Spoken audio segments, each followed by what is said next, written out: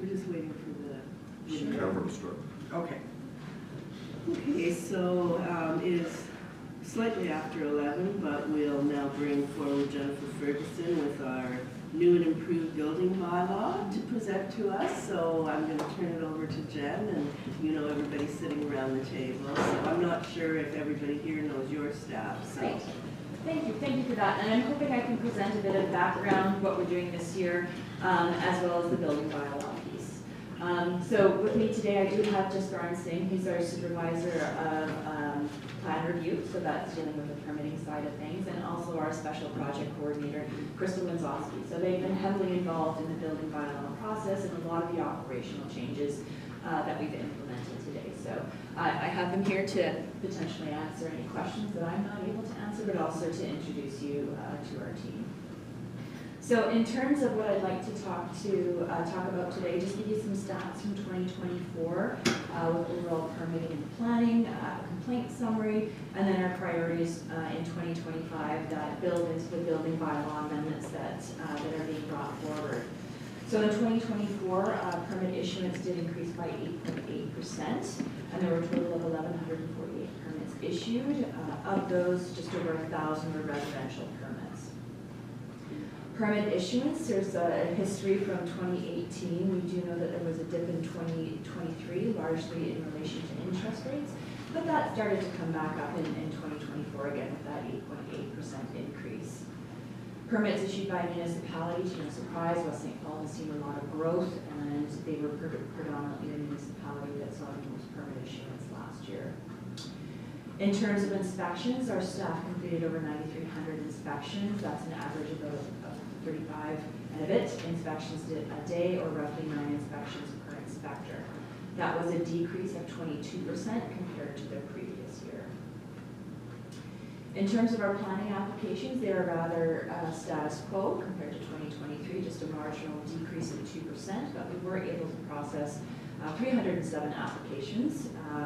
Given consideration that there were significant staff shortages, that was quite an accomplishment. And as you know, we did introduce some additional measures of coordinated services agreements and some fast tracking of variances and conditional approval, conditional uses towards the end of 2024.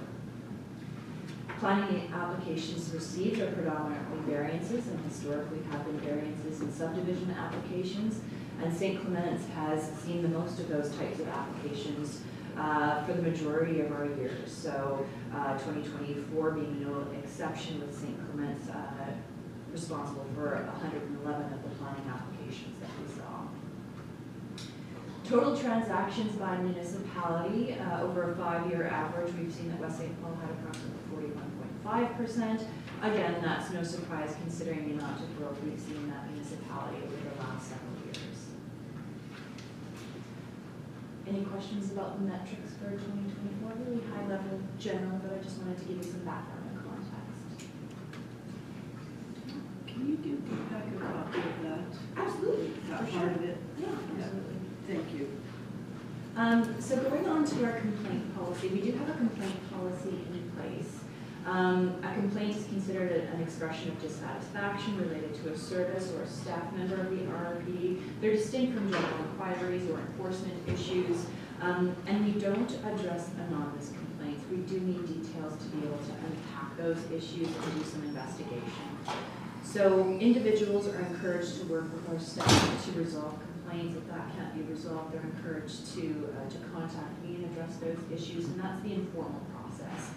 If I can't address things informally, then it does go formally to the board for resolution. So we do have a complaint procedure, and I just want to remind everybody of that because I do think it's important. I do have an open door policy. If you have a ratepayer that has concerns, please encourage them to reach out to me. They can email, fax, phone, attend in person, although I don't recommend that because I'm not always immediately available. If they're not willing to do that, if you're willing to bring forward that information so I can do some investigation and determine what the issue remedy is if required.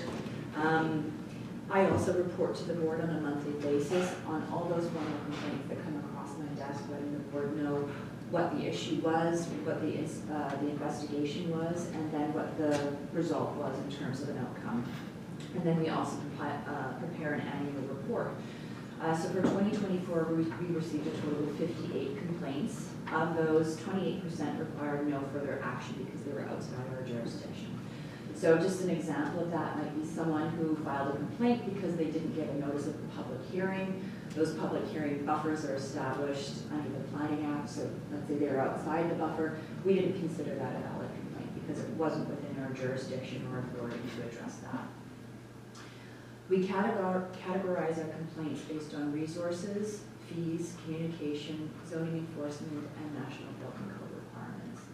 So of those 58 complaints that we received, most related to the development services side of things, so that's planning, permitting, and inspections, or excuse me, permitting and inspections, and they largely related to resource limitations and code requirements. 57% of those related to resource limitations and code requirements. So not necessarily meeting timelines or expectations with respect to inspections or permit issuance was something that we were struggling with last year, but did implement a series of recommendations to assist with that. So in summary, 72% of those 58 complaints did result in some action, so that could have been changes to our process, re-looking at an application, updates to our policies, and as I mentioned, 28% of those did not require further action.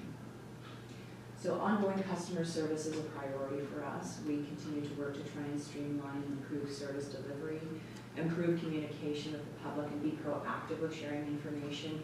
And we are looking at updating our complaint process for 2025. So any questions on the complaint process before I talk about priorities for this year? Anybody have anything?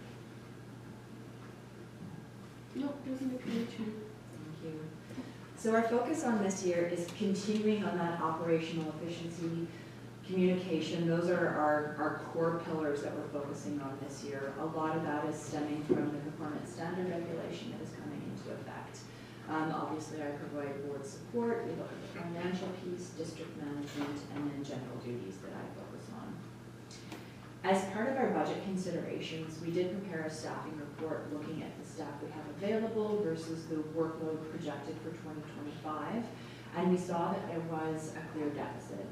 There is a performance standard regulation that was imposed by the province last year and further refined as of March this year, requiring the permits to be issued within 10 business days for residential permits and inspections to be issued within 2 days. So what we saw was that there was a shortage on both the plan review and inspection side of things. So that meant that we needed to change the way that we're doing business. The board did authorize approval for an additional inspector who started yesterday, which is wonderful, and authorized peak season contract support. So we have an excellent partnership with Red River College, and we have 3 summer students that are coming to work with us from May to October.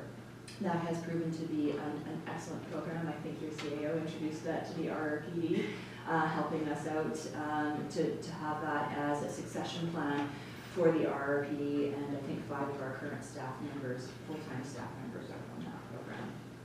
Oh, just a sec, Rob, go ahead. Just on inspections, Jennifer, have you guys, I don't know, you were working on it, streamlining some of those inspections in terms of,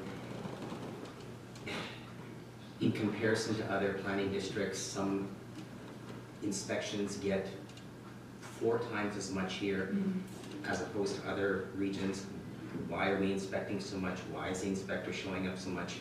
Is there a need to show up so much? Can it be streamlined? That's where I'm getting. Absolutely, and I'm going to speak to that because that's part of our focus for this year. Excellent. Yes. So we need to make some operational changes. We saw, because we have that deficit in staff hours, we have to change the way we're doing business. We have to make operational changes, and to do that, and to meet the legislative timelines and customer service expectations, we're looking at highlighting a risk framework approach to inspections and plan review, building on our current practices while optimizing efficiencies. So those operational changes, looking at updating our plan review process. So that's the permitting process. We're looking at increasing design responsibilities for Part 4. So this is consistent with what the City of Winnipeg does, where the designer is completely responsible, that's the engineer, for Part 4 designs. We don't review that. creating checklists for internal use, but also being able to share those with the building and development industry. If we find that certain applications are lacking information, we can share that. This is what we're looking for, just to help you through the review process. Expediting the issuance of less complex applications like pools and hot tubs, like basement development, expediting those at the triage stage. And again, the use of seasonal support staff, so our summer students, but we also do have contract staff that we can lean on as needed. In terms of the inspection process, again, eliminating the foundation inspections. So those will be the responsibility of the engineer of record who had prepared the plans, combining inspections, so reducing those inspections, reducing re-inspections. We saw that 40% of our inspections last year were re-inspections, so we're looking to reduce that. Reducing inspections for less complex construction and expanding on our current photographic evidence process. So those are some broader changes that we're looking to implement. We've looked at the city of Winnipeg and what they're doing and trying to be consistent with that. So for example, a single family dwelling right now requires approximately 10 inspections. Going through this process, they'd be looking at 6 inspections. An accessory building, 3 inspections, going to 1 inspection. And that should go hand in hand with you improving on your provincial requirements on how fast permits should get out. Exactly, I'm exactly. thinking. For sure. And that's part of the reason why we need to update our building bylaws. What So, classifies less, sorry, can you go back? sorry. For less complex, what's that, what's Yeah. the clarification? Sorry. So we're classifying buildings based on building type, size, and complexity. So a straightforward accessory building versus an accessory building that might have a mezzanine. Like a garage or Yes, something? exactly.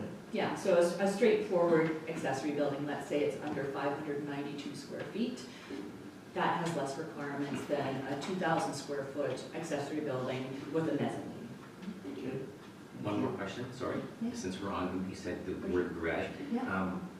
A picture of rebar, does an inspector have to come out and look at a frickin' rebar? No. Not anymore, because the designer's assuming responsibility for that. Perfect. We don't have to review it as part of our plans, and we don't, sorry. Looking for completeness for record keeping, I'm gonna ask Jeff Desgarn to come up here. Yeah, we would be asking for documents to show what rebar they're using for record keeping and to satisfy that they're meeting the requirements of the code. But that's the engineer providing that. Exactly, and then it is under the code, part of the administrative provisions, it is the responsibility of the engineer to go out and complete all the rebar inspections and part 4 inspections that they design. okay. The engineer, not the contractor. Exactly, the engineer. So whoever stamps that has to come out and inspect that? And then do you have a form he has to fill out that he's saying that he did this? Yeah. Okay. So at present, if you have a garage package, is there an engineer involved in the foundation? If somebody is building less than 592, they don't need any engineer. Code requirement says a 4-inch slab, no rebar, just a 4-inch standard slab. A garage can be built on top, stick frame, wood framing is prescribed in the part 9. So let's say if somebody is looking to build a garage less than 592, they can build it without an engineer. And we would be doing a framing inspection on it to make sure all the point loads are transferred down the foundation, there's no missing bracing and blocking. So anything larger than that, presently, you require an engineer already. So the engineer would be associated with that project. Yes. So any larger garages, they would have had, even if it was a garage package, somebody would have engineered the foundation, whether it be footings, whatever they had to do in there. And so as part of that, they would not need any inspections at all. Right. Go ahead, Councilor Bazarowicz. I built dozens of pads and buildings. And only one I got an engineer for because it was beyond my scope. And now I would require an engineer every time I build something. Basically, any foundation that has designed under part 4, under the code requirements, what it states is that an engineer or a qualified person reporting to the engineer has to review the construction on the site. So that's a code requirement, so that means that anything designed under part 4 has to be designed by an engineer and they have to complete the inspections on it. So what about part 9 buildings? Part 9 buildings, not a code requirement for an engineer to complete inspections. So most of the work you probably did was on part 9 buildings. What what's the difference between part 9 and part 4, just so the councillor understands? Part 9 is prescriptive requirements of the building code. Part 9 will indicate exactly how you can build, so size of lintels, size of wood studs, spacing of roof rafters, whereas Part 4 is an objective type. Whereas the engineer has to design, under Part 4, they have to follow CSA standards and guidelines when they design a reinforced concrete structure, or they design a manufactured product such as engineer trusses or open web flow systems. That falls into Part 4 design. So let's say for a house, even though it's a Part 9 design, there are components that fall into Part 4. So the foundation would be Part 4, the roof trusses would be Part 4. If it's wood joist to the 10, 12, that would be Part 9, but when they change it to open web joist, it would fall into Part 4 of the design. Okay, so part 9, what's the maximum size limit?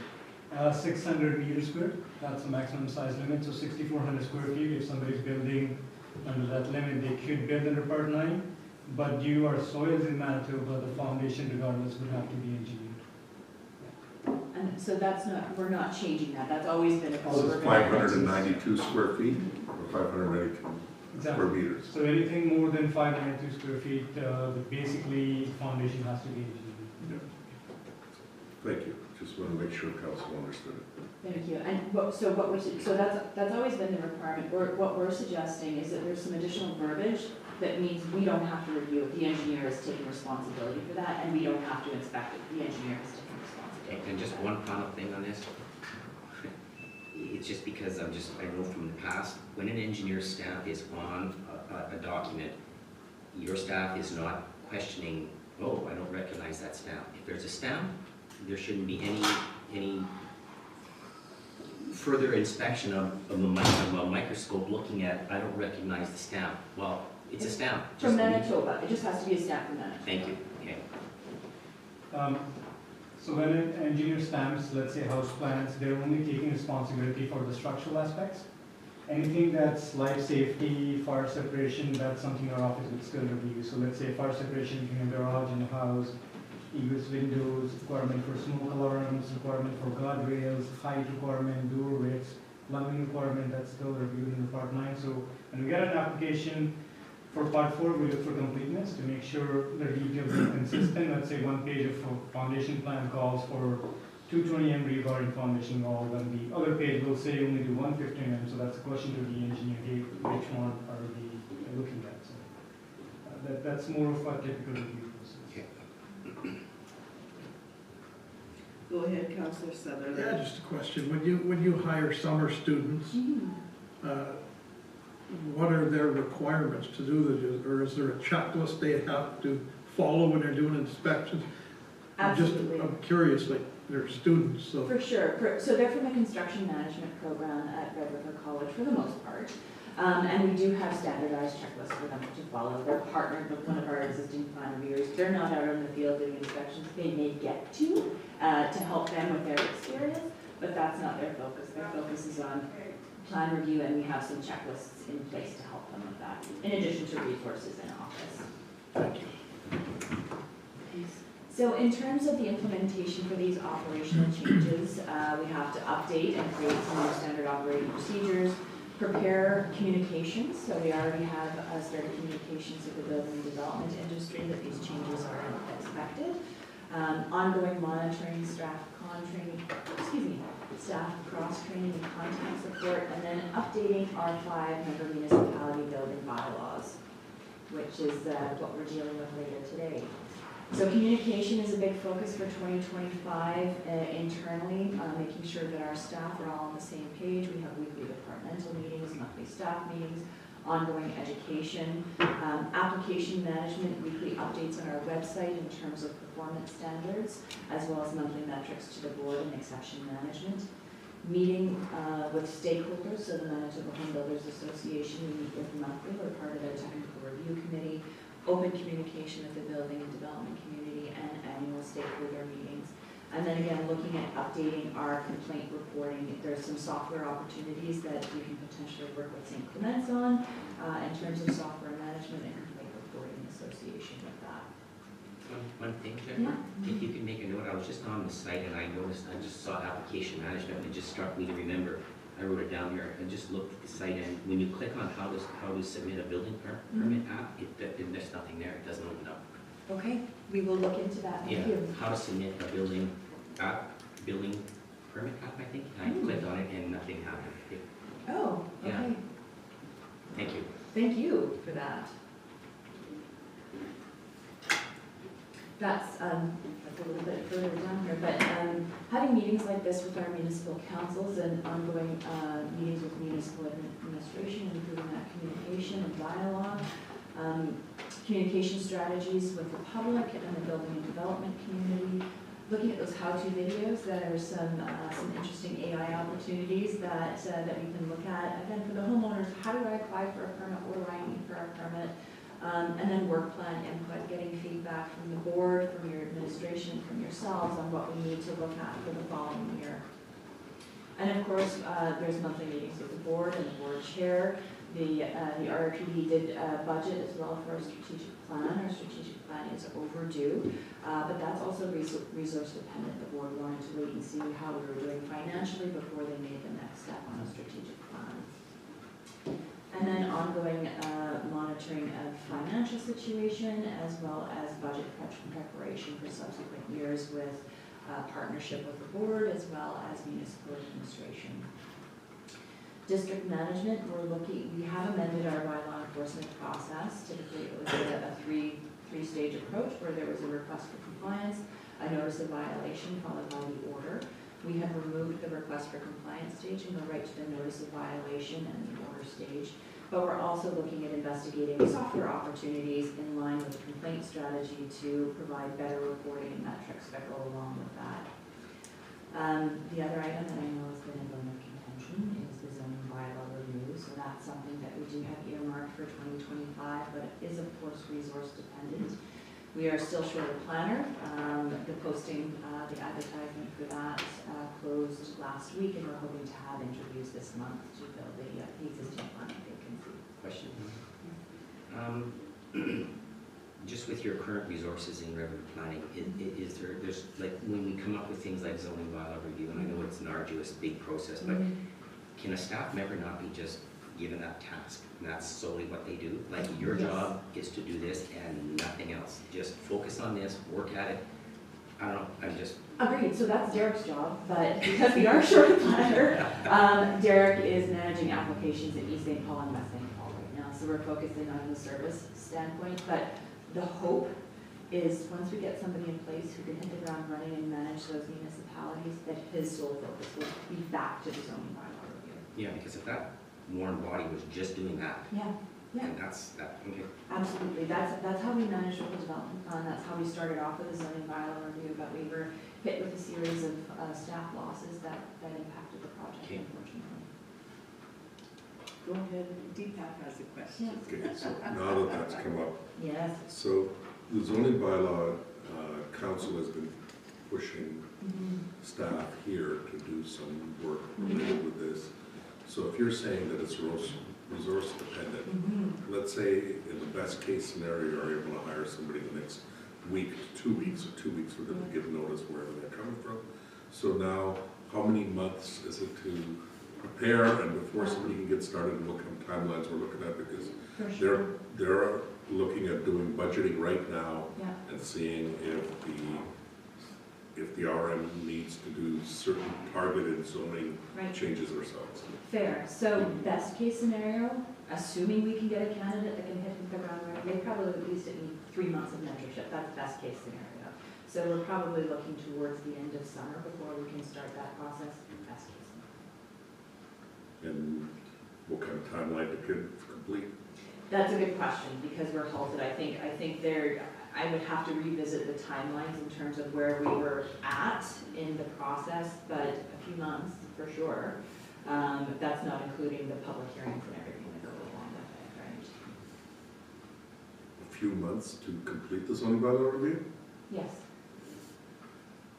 I don't think we've seen enough changes in the zoning bylaw review to... Okay. I'd have to, and forgive me, I'd have to revisit the timelines in terms of where we are and where we stopped with the consultation. I know there was consultation with our member municipalities. I think some portions have been drafted, but not all the portions. Okay. Okay. If that information that you do have, if we were to get somebody, you would share that information with them, right? For sure, absolutely. Mhm. And then, general duties that I need to focus my time and attention on, staffing, legal matters, annual report, and audit. Any questions on our priorities for 2025? Okay, I'll jump right into the building bylaw, because it all is hand in hand. Just bear with me 1 second here.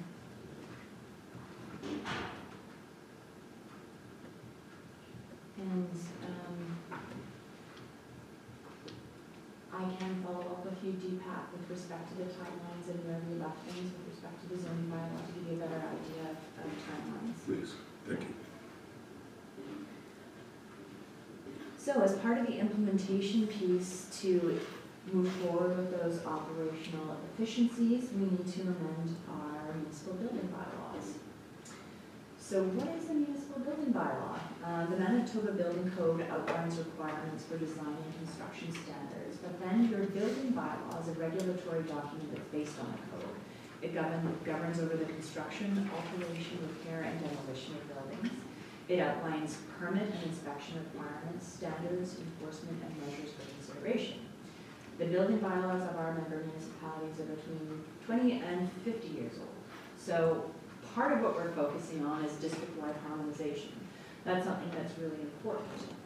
Having them consistent across the district not only helps us from an administrative standpoint, but it also helps your customer. If you have a builder that's working in multiple municipalities, that helps with that consistency piece. So they do work to enhance safety and ensure that modern construction standards are being met.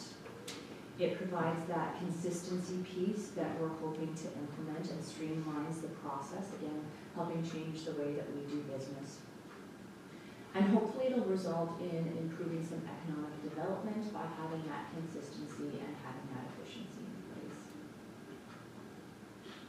So just a bit of a distinction between a building bylaw and a zoning bylaw. Council, I think, sees zoning bylaws much more often than building bylaws. So what's the difference? A building bylaw is a regulation that focuses on construction, alteration, and repair and demolition of structures. In contrast, a zoning bylaw looks at planning and land use. A building bylaw sets out conditions under which permits are required, issued, and expired. And a zoning bylaw looks at the placement, size, and height of structures. And this is where we're pulling a little bit out of the zoning bylaw and putting it into the building bylaw. When a building permit is required, really ought to be in the building bylaw side of things. A zoning bylaw focuses on when a development permit is required. And the distinction between those two, a development permit is land works in preparation for a building permit. And then finally, a building bylaw focuses on the technical information and requirements, whereas a zoning bylaw looks at land use requirements. So there's key pillars within the building bylaw, the duties and responsibilities of the owner. So these have been refined and, made consistent. Excuse me 1 second, I'm gonna have to disable that. That's our chat feature where our staff communicate with one another about consistency and, excuse me 1 second, I'll turn that off.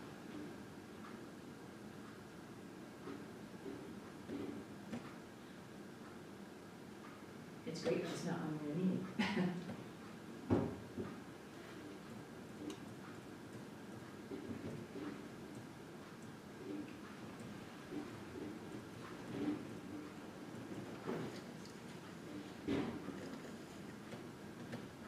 Sorry, my apologies.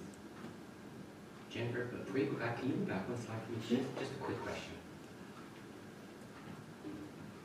On this slide, if VRM wanted to look at reviewing their granny suite bylaw, the Yes. zoning bylaw, Yes.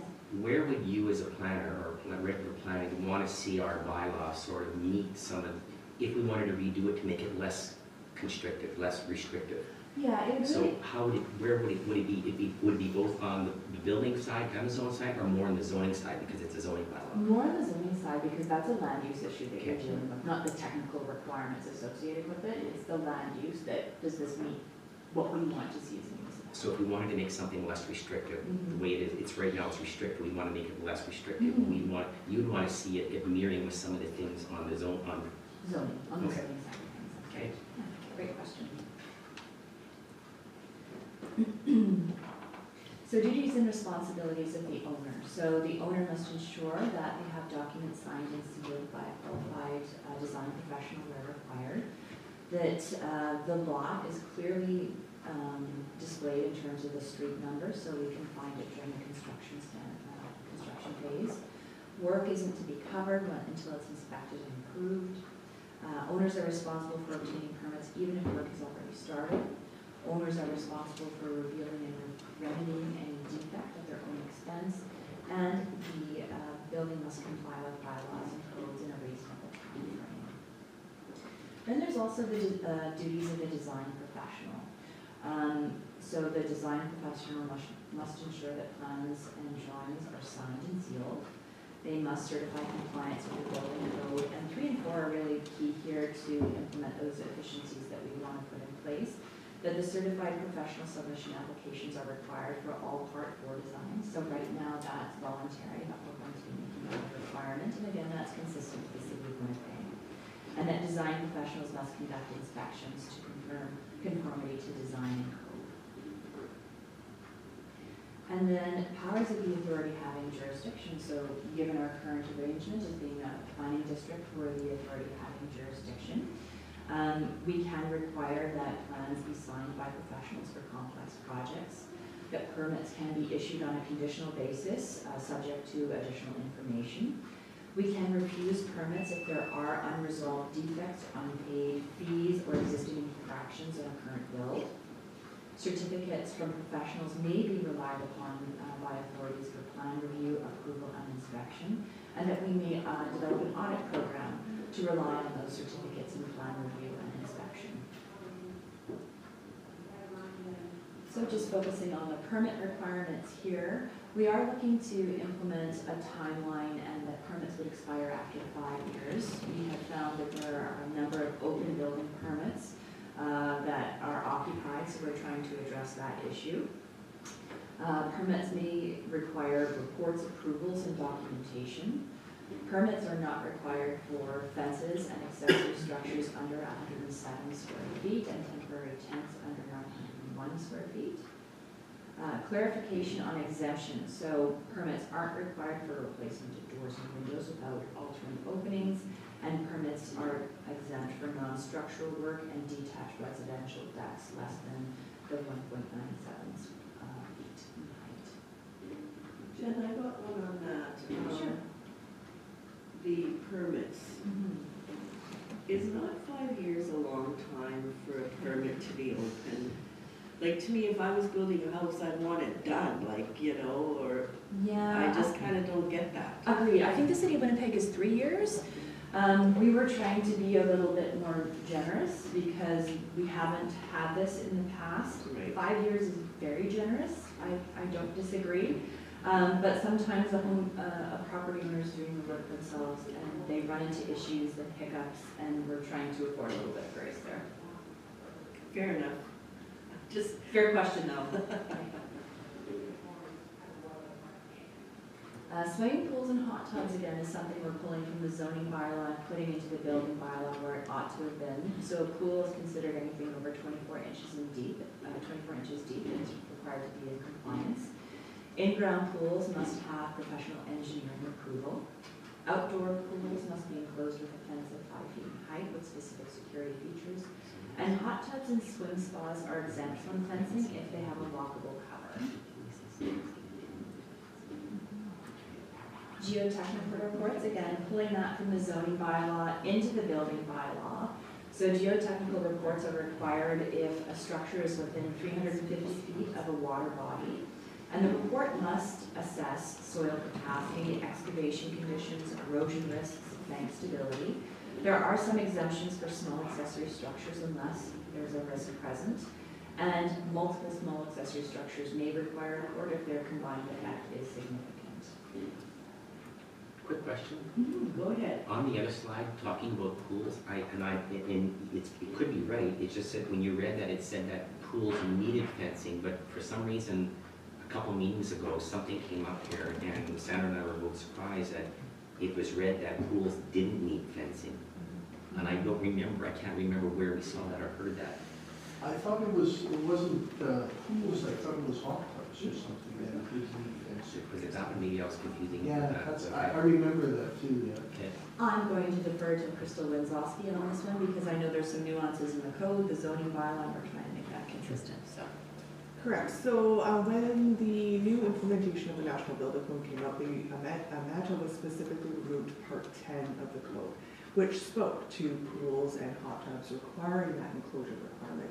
So therefore, we reached out to each municipality because there was provisions in zoning bylaws saying, what would you like to see, as Manitoba has now removed this requirement. So going forward, feeling the need for safe structures, we wanted to implement this and mimic what was in the zoning bylaw, but place it in the building bylaw as a technical requirement.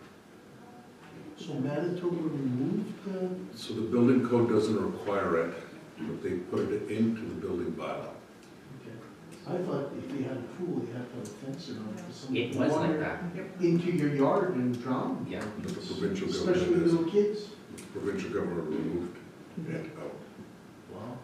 So they removed it because they wanted to harmonize the building codes across Canada. And Manitoba was asked about why is it Part 10, so they basically removed it and sent a reminder that if municipalities would like to add this requirement, you could add in the building bylaws or zoning bylaws. So in other provinces, you don't need a fence. So, The only province that requires it is Manitoba, and that was because they had added Part 10 in the code previously. I thought Ontario you needed one. No? So moving forward, if someone comes in, or someone wants a pool, are you saying they still have to put the fence because it's in the bylaw? That's Okay. Go ahead, Sandra. Hot tubs and swim spas, I think you said, they do need a locking top though. That's right, so they're exempt from the fencing if they have a strong lockable cover. If they're, okay, so if they have a fence around them, then they don't need the locking top, but if they don't have a fence around them, okay. So what's a strong? I think the previous wording in the building code was or a person can walk on the cover. That was a previous understanding. So like a hot tub cover where a person can actually walk on top. There isn't a lot of covers that I can walk on. But go ahead, You could part the waters, but you can't walk. No, but it said about a locking top, locking. Yes, Right, locking. locking. Yes, Okay. that's right. Strong and locked. Strong too, not just a little It's not flimsy.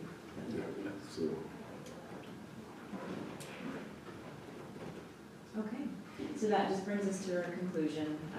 So we are looking to implement these operational changes. The intent is to have a harmonized building bylaw, an updated building bylaw that will help us with customer service delivery, as well as operational improvements to meet the performance standard regulations. I'm happy to answer any specific questions on the building bylaw. Okay, I'm going to open it up if council has any questions, and I'm pretty sure Deepak may have a couple.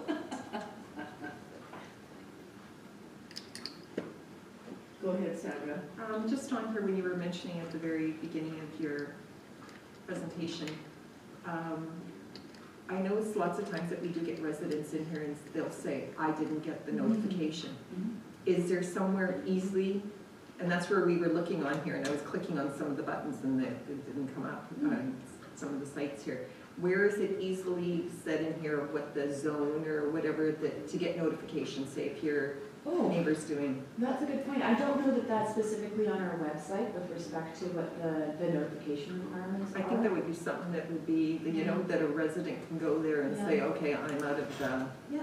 the area, that you wouldn't get them right here. I to know where- in the past we have prepared some FAQs with respect to public hearings, so that's something that we can put on our website. I know Our special project coordinator has a vision of creating a resource page and a library page where we can put all that documentation together. So that's something we're hoping for, but we have a very ambitious plan for 2025 already. Just something easy, accessible, that someone can go in there and check and say, oh, well, I'm out of that area. Yes, thank you, good point. Go ahead, Rob. Jennifer, at the very first page, it says building bylaw, Arm Municipality of St. Clements. Maybe I'm naive to this, but so is this bylaw crafted to the Arm of St. Clements? Would this same bylaw not be used for West St. Paul, East St. Paul? And- Yes, so the intent is that it's consistent across the page, but it is your bylaw as is right now, but the hope is that everybody adopts the same bylaw. So when you do a presentation to West St. Paul and all the others in the region, they'd be seeing the same thing? That's right. Okay. I just wasn't sure if it was crafted specific or different for everybody. We didn't want to do that, we want to Yes. get away from that. Okay, good. So you're saying it's presented to everybody, but it's our bylaw, Yes. right? So Yeah. we could make changes in it, right? You could, but Okay. I would recommend that you do, just because it's that consistency piece, and that's what we run it into the zoning bylaw, right? What is a rural residential in St. Andrews is not necessarily rural residential in St. Clements and East St. Paul and West St. Paul. Projections, those sorts of things, having a consistent bylaw is really important, again, from an administrative delivery standpoint, as well as a customer service standpoint, you know what to expect. Right? Okay, Deepak, anybody else have anything? Okay, well, first of all, great presentations. Mhm. What level of communication are you doing with those presentations? Yeah, so the annual stats have been shared with the Home Builders Association, the projected changes have been shared with them, as well as blasted to the building and development community. I'm meeting with all of our member municipalities to do this same discussion. We're in East St. Paul just this morning, St. Andrews and West St. Paul today. Okay, so my question is then, this presentation, you're going to provide like these as copies, we'd like to post them Of course. on our website. Sure. I would really encourage you to possibly post them and maybe even find a way to communicate this with the timing, because I think it's good news, but the general public doesn't know anything Sure. about what you're doing with the building Absolutely. bylaw. Yep. And this would be a good news story for our own residents to know that there's going to be changes coming and that there are less requirements. As we've heard right around the table here, there are not always professionals doing work. And so if they know about it, then they're a little bit more happier about what's happening. Sure. Go ahead. Just Go ahead, something Rob. on your note, Deepak, would it not be worthwhile, Red River Planning, putting a bit of an ad in the local record, because that record goes everywhere, and everybody reads it. And just a little ad saying, Red River Planning District has done, and something brief. So when I'm reading the paper and I go, oh geez, have you seen that? And then I'll go look. Yeah. Yeah, It's just that paper is so red, it goes For everywhere. sure. Well, which brings my next point.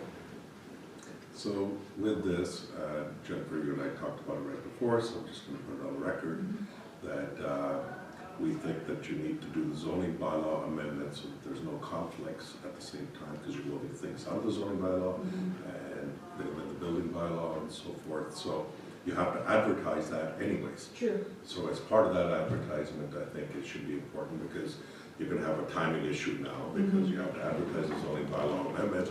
I'll go for a public hearing and so forth, and now you've got a building bylaw that could have been approved without a public hearing. And so do you want to do the timing and how we Right. think about that? And I'm going to speak to legal too, because typically the more restrictive would apply, right, when there's some inconsistencies between the two, just to confirm whether we need to do those zoning bylaws ASAP and whether it would hinder the adoption of the building bylaw. So we'll do some, we'll confirm that very carefully. Yeah, but, Not that it doesn't need to be done, I'm not, it needs to be done for sure. it creates conflict that I think Yeah. you can try to avoid. Yeah, And if need be, I think you could, there can be a time gap plan saying, okay, well, we're going to get the building bylaw approved so that we can get going on this. The zoning bylaw is not for another month. And during that period, this will be our procedures and processes. But the sooner you can clean that up, the better off we all are. 100%, yeah, an interim plan, absolutely. Okay, the other is that they're, just so council knows, we're doing first reading today. And after we do the first reading, there will be probably some additions and changes. One, coming from all the consultation that they're doing with the other municipalities. And two, that we've identified some additional bylaw changes and other bylaws that were put in place during the time when it was first created to where we are today, that all have to be repealed, just so that we make sure that we don't have anything missing. I think there were like 3 or 4 that I haven't been told about, but I don't know if there's any more. But we'll check with them, so you know that there's changes coming forward as part of this. I would recommend at minimum even, which the councilors already mentioned, but to do something on your own website as well, to say that these are big changes coming forward. For sure. That's it. I appreciate that, thank you. Anything else from anyone? Anything else that you would like to add? No, I've shared a wealth of information this morning. It's been a lot of information, so I thank you for taking the time to listen to us and provide us with some suggestions as well. So if everything's okay, Madam Mayor, we can go directly to the bylaw itself Sure. and then do the reading of the first reading of the bylaw. Yeah, because I think that's kind of where we are anyways on our agenda. Exactly. Good timing.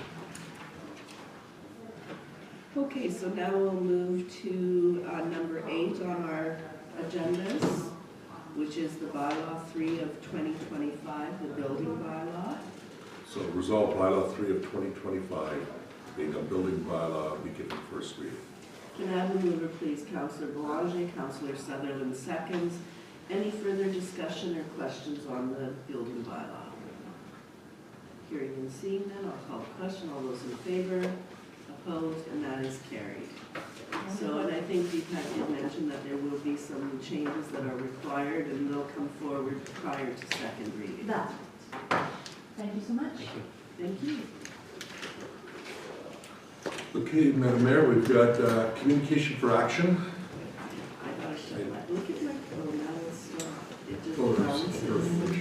Yes, that's me screen. Whenever he moves, Huh? it's a delay. When he moves his No, mouse, but, no, mine actually bounces. Okay, communications for information, is there anything there that anyone wants to touch on?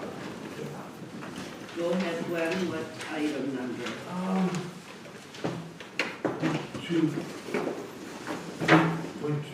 92.2? Yeah, We have, the information, number 1 is, have a government. good afternoon. Thank you so much. Yes. Okay, see, Jen, thanks. You take care. Free entry to provincial parks, dates on that?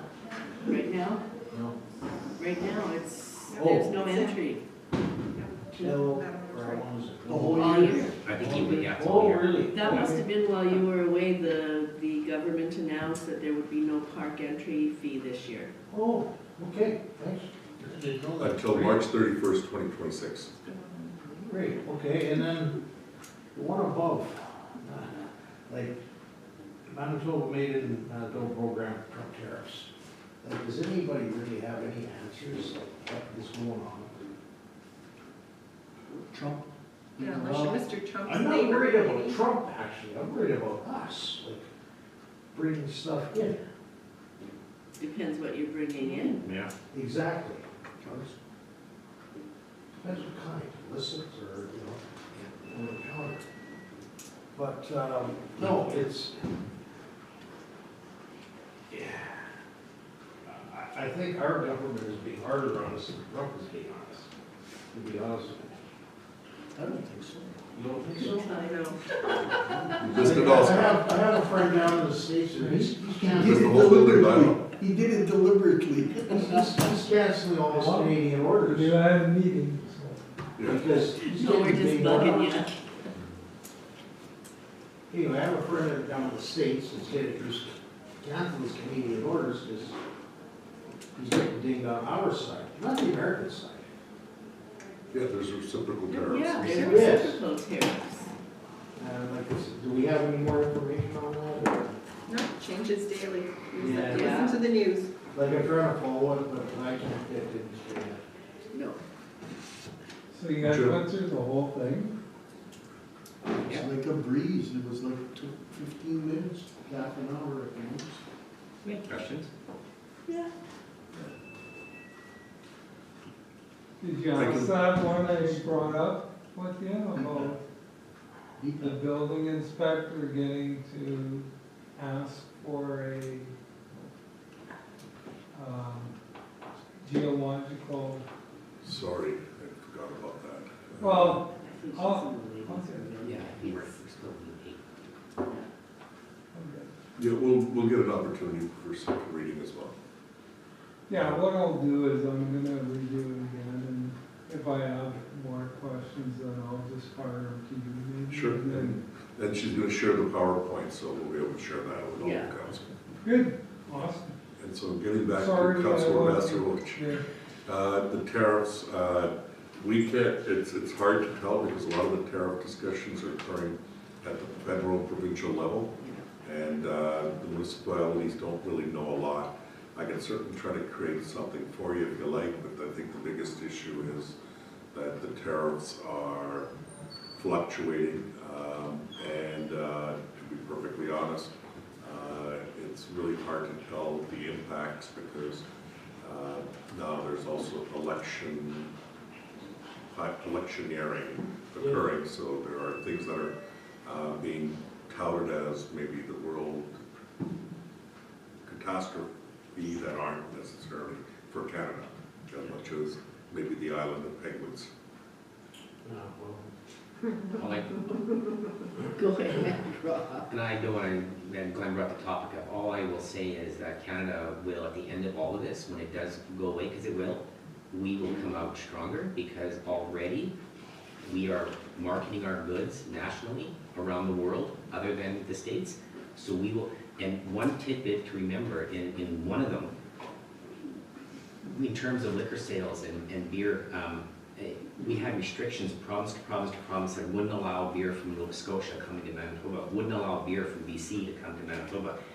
Those barriers are being broken down.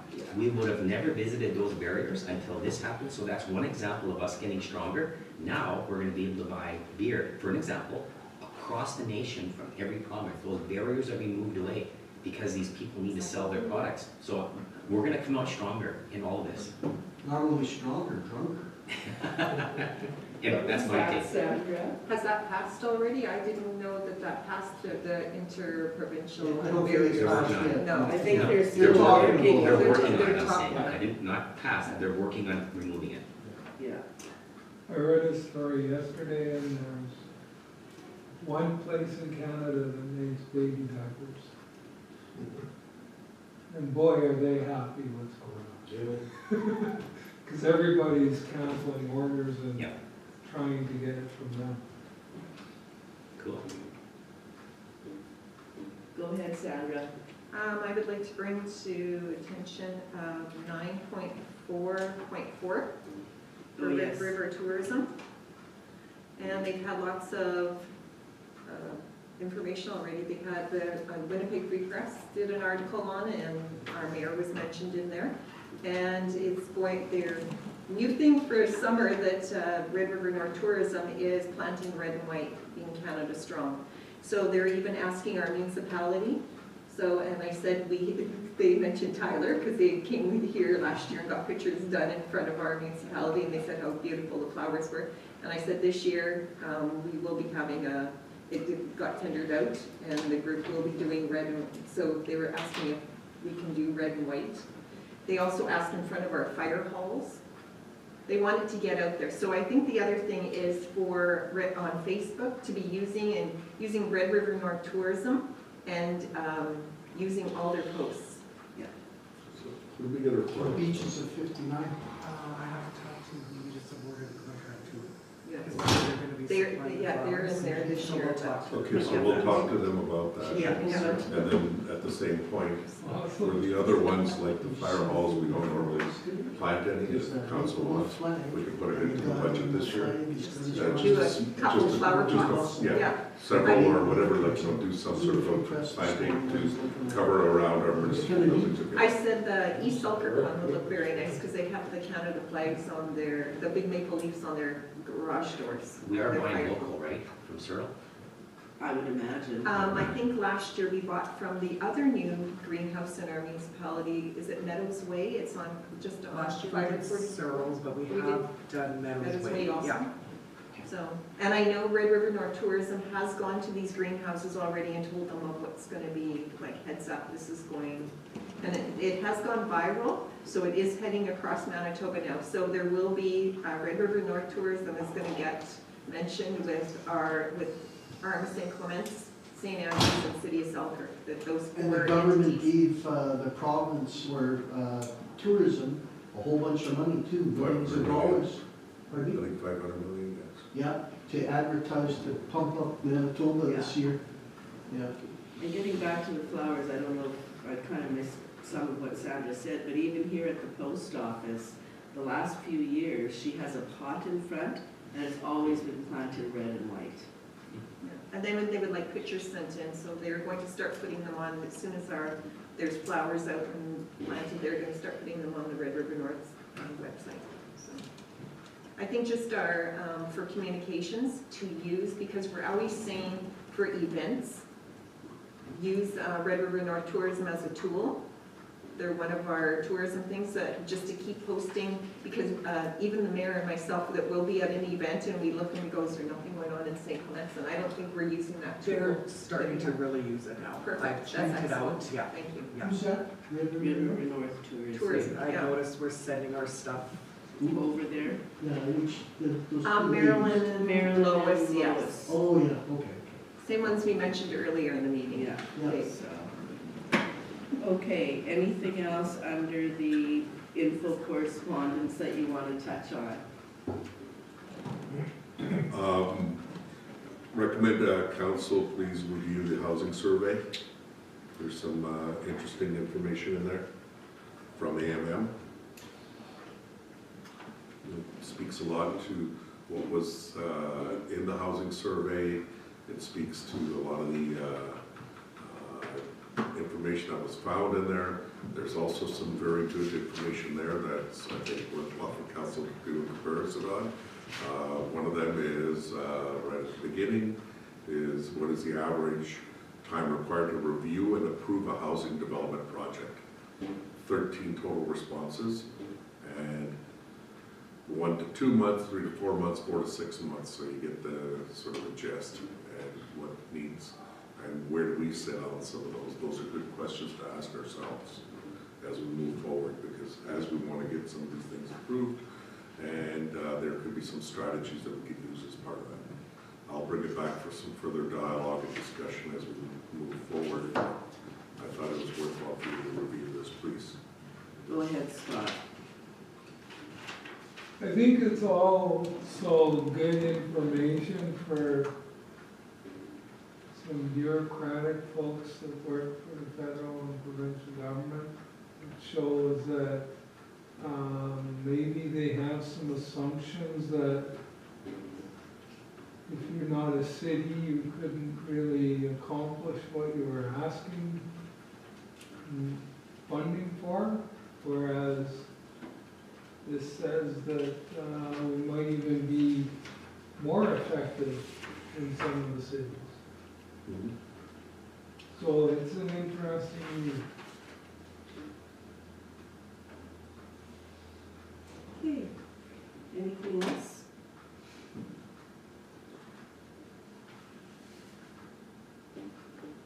Then I guess we can go to committee reports. And I will start with Councillor Spicer today, please. Okay, thank you, Madam Mayor. March the 26th, Red River Planning, we had a human resource meeting and a regular meeting, planning meeting. April the 4th, Manitoba Association of Watersheds, we had a finance committee meeting. I'm on the finance committee there. it's pretty eye-opening. Through their programs, their budget is $28 million. And which group was that, Scott? I'm sorry. I missed it. Manitoba Association of Watersheds. Oh, right. So what they do is they essentially, each watershed that wants to apply under these different funding sources, which are, most of the funding comes from provincial and or federal. And it's for conservation projects. So each watershed district goes to the different farming communities and tells them about the programs, and then the forms are filled out, and ultimately it's MAW that is the one that distributes the money.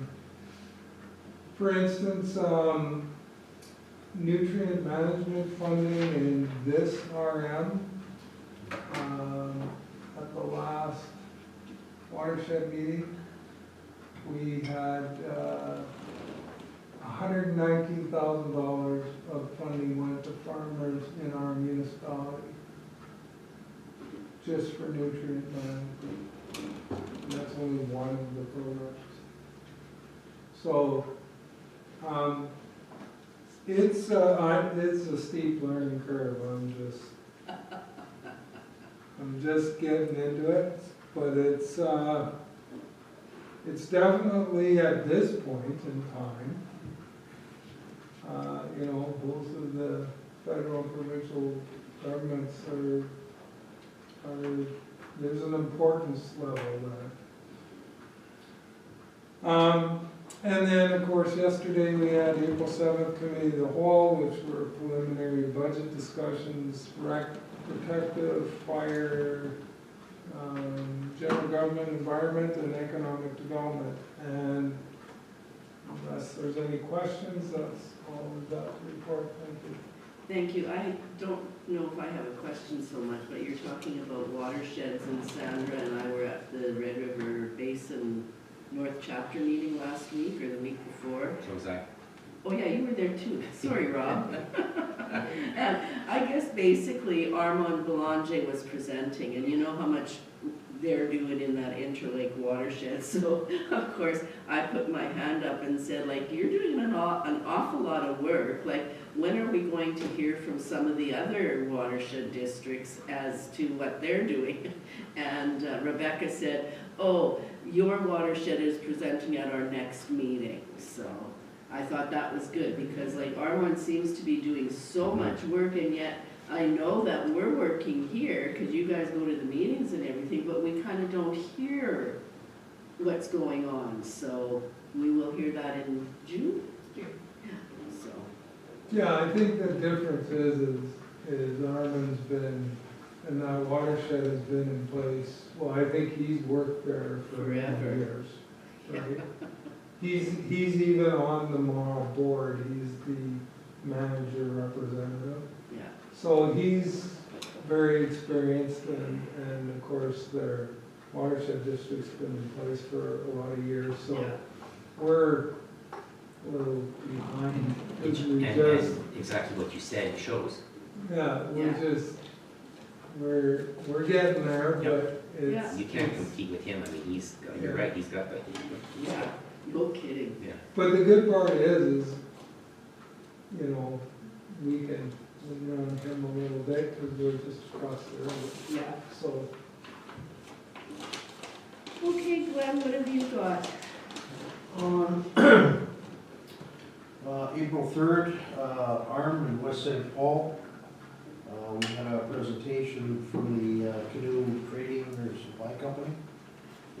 And April 7th, comedy here. That's it. Okay, thank you for that. Councilor Horace. All I have is the meeting yesterday with the COW meeting, that's all I have. Okay, thank you. Councilor Sutherland. Thank you. March 27th, Selkirk Weed Board, it was a Zoom meeting because of the snowfall that we had. We were discussing Kristen's contract, and we had to have a special meeting on that on April 3rd, actually, but at our Zoom meeting was brought up again, Rob brought up our spraying of the walking paths and our bull rush spraying, because we kind of missed out on that before, and we talked about getting the walking path sprayed, so I guess we'll have to bring it up in council, so Kevin doesn't give him some direction, so we can, if everybody agrees to, get these walking paths sprayed, if they're willing to do that, and also our bull rush spray. Yeah, March 31st, the Red River Basin North Chapter, I was there too, Dan. Yeah, you were. In fact, you went easy You with each know where other. I am today. Yeah, didn't you go? Seeing as I wasn't there, I have nothing to report on Yeah, Arvin Belange, East Interlake Watershed District, had a presentation. In Manitoba, there's 14 watershed districts. And they do education on soil management, protecting soil and water management. In brief, we were there to get quite a presentation. Chelsea Lobson from the Director for Lake Winnipeg Foundation talked about the phosphorus load in the Red and Assiniboine rivers, which we all know about. One thing that I think I brought this up before that wasn't brought up, like the phosphorus load in the Red River for sure. The biggest part of that, it comes from the States. I remember seeing the graph that when I see Scott Jenkins, when I went to water and wastewater school, that was in there. And over 50% of the phosphorus load comes from our neighbors. April 2nd, we had a MAR meeting that was to discuss the upcoming elections. One thing I'm not sure of, like you said, that it's just the voting is only I'll have to check with Mike on that, because whoever's at the meeting votes. But now we're having a Zoom meeting. I'm not sure how that's going to work with it. It's not just one delegate per municipality. I thought we I had think- 2 reps per But, municipality. well, they're, That's not the way anyway, have to confirm.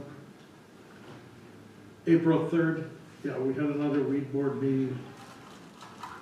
It was pertaining to Kristen's wages and her contract, so we got that all cleaned up. She was asking for a few more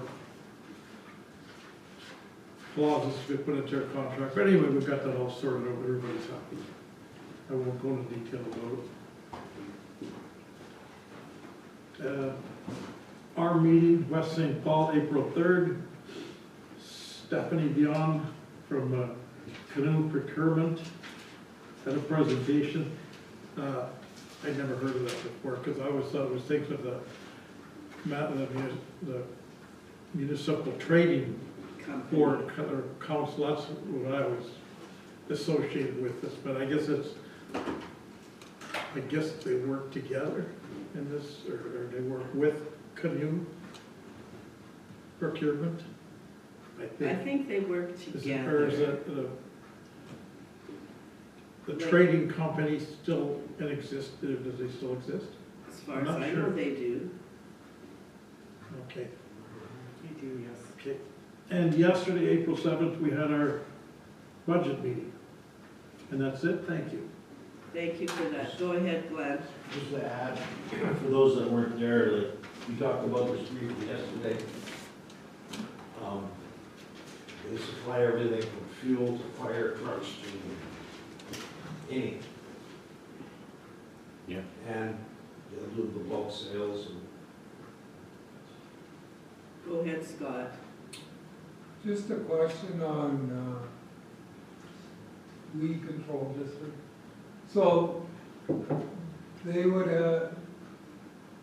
I'm assuming they have like a ATV sprayer that could do the trails?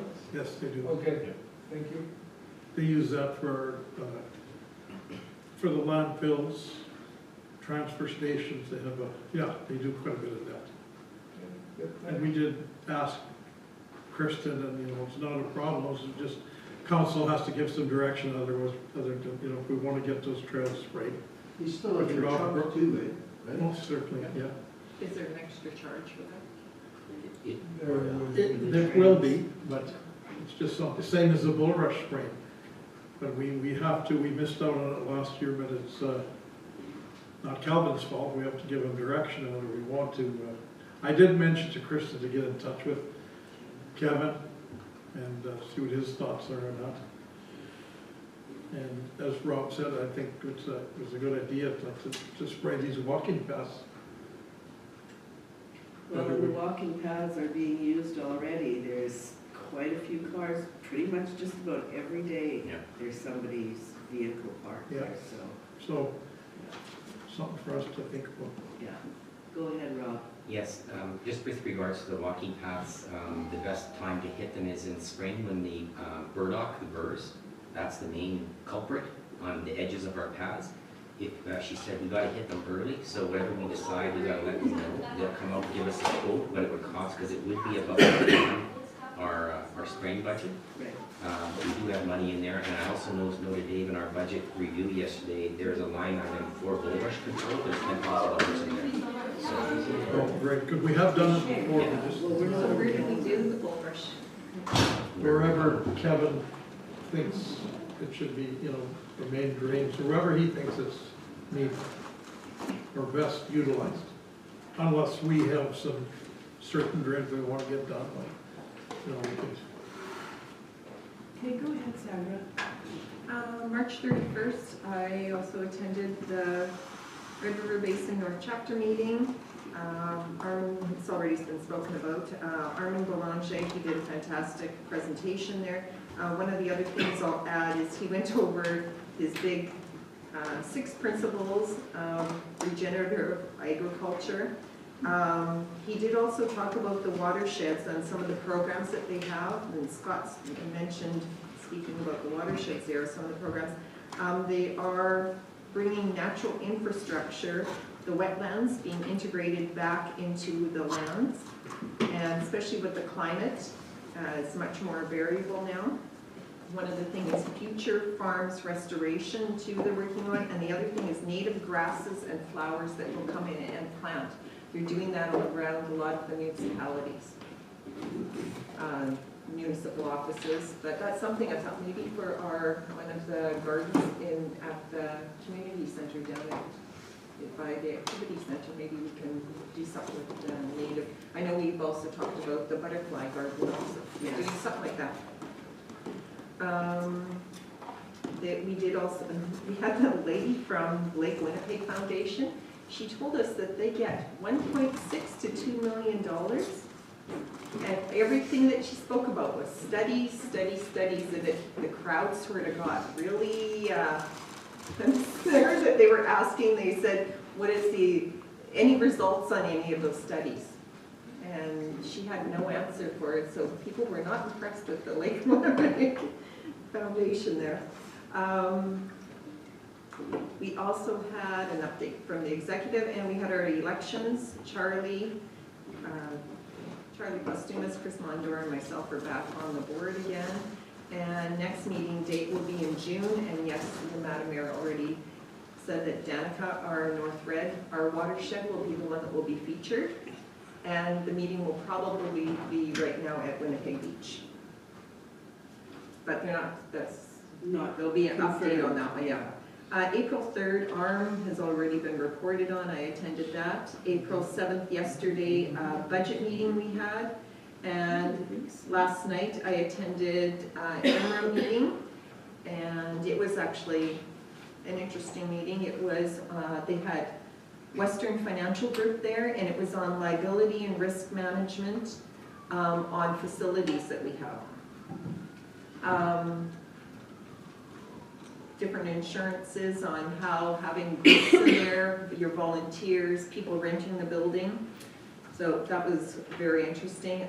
They also spoke yesterday at the meeting about ice plant. Documentation will be coming out, I believe they said in September, that and Manitoba Rec is working on that. And they also spoke if you had a commercial kitchen, different things for insurance. That's what's required, so it's only if you have a deep fryer and a griddle that you have to get the inspection done yearly. And other than that, that's everything. Okay, thanks for that. Councilor Boulanger. March 28th, the weed board, as Dave reported on, we voted a vice chair and a chair back into the board, so that's all settled. March 31st, the Red River Basin meeting at East St. Paul, I found the presentation from Chelsea from the Lake Winnipeg Foundation extremely interesting. They have 10 years of incredible data showing this phosphorus loading and where the sources of the main phosphorus is coming from, as Councillor Sutherland said. They say Assiniboine River and coming from the south and combined with Winnipeg is all of it.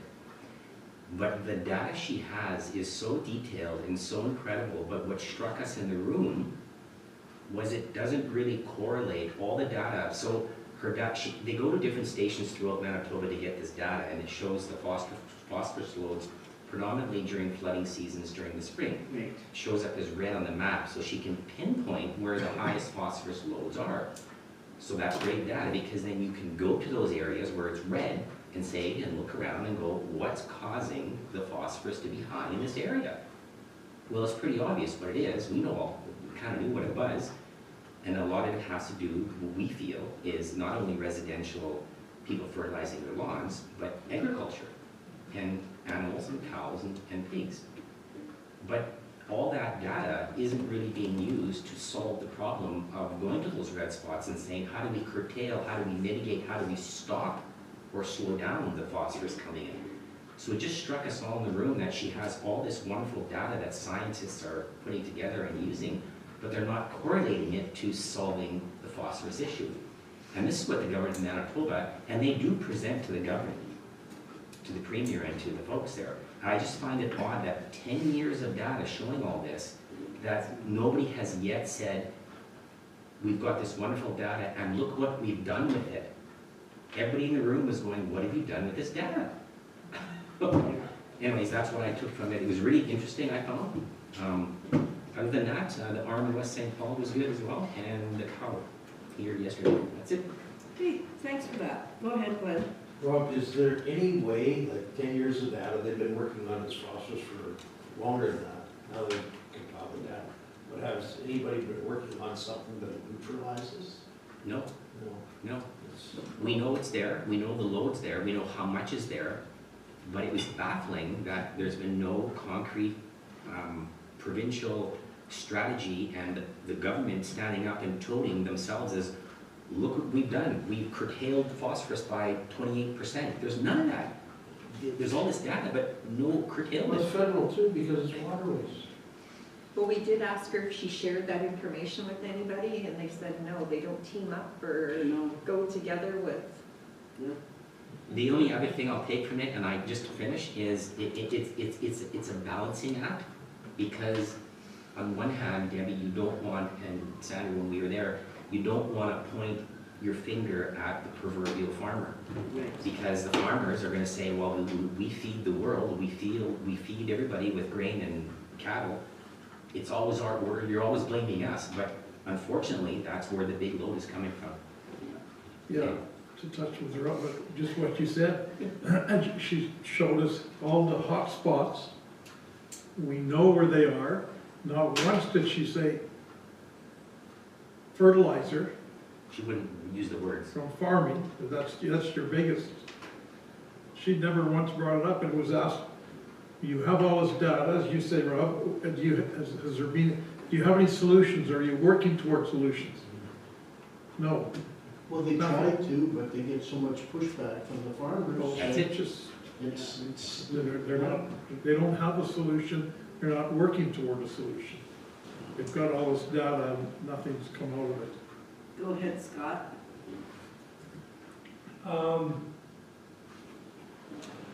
Well, I guess there is something being done. I mean, there's a city of Winnipeg trying to spend $3 billion to solve their problem. So that's one thing.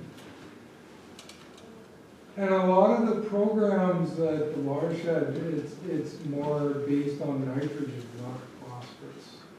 So that is, now, of course, the two of them kind of work together to create blue-green algae, but that money that I told you about that some of our farmers have applied for, that's for nitrogen sequestration. So that there is a program for that. But as you guys have said, you know, how do you deal with our friends from the south that are actually the biggest contributor? And I don't know, I guess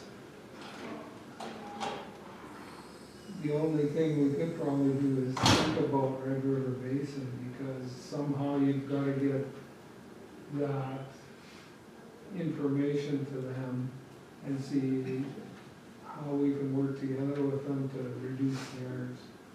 But I mean, you're right, it's, like when it's coming down the Assiniboine, of course, it's coming from farm country, so there is some challenges there, right? And it does, I mean, some of that water comes from the Rocky Mountains, so it's a huge area. One last thing, I think. Yeah. So, and what I'm not saying is to attack and go after the farmers. I agree. We have to find ways to work with them. Even if the province went to these hotspots, to those local farmers and said, how can we help you manage your manure issue? How can we help you manage your operation here? We see that during the spring when the runoff comes and there's floodwaters flooding all over your fields that you're spreading manure on, how can we help you mitigate that? Even that would satisfy. So I'm not saying attack the farmer and shut them down. No, I'm saying how do we work with them to curtail some? That's all. You're shutting them down in Europe, though. You're shutting the farmers down there. There's no fertilizer, there's no more of that there, like they're shutting that Where? in Europe. Well, yeah, Europe, yeah. It's not really shutting it down, but it's restricting. Yeah, they're restricted, and well, you know, you need so much, like, crops need nitrogen, they need the nitrogen to grow, that's what, especially if you're not rotating your crops, or you're not summer fall anymore, that's what's happening here is, the land is so expensive now, you gotta seed it every year, and you gotta pump all this fertilizer into, guys are putting $200 or more into an acre for fertilizer, just for fertilizer. It's crazy.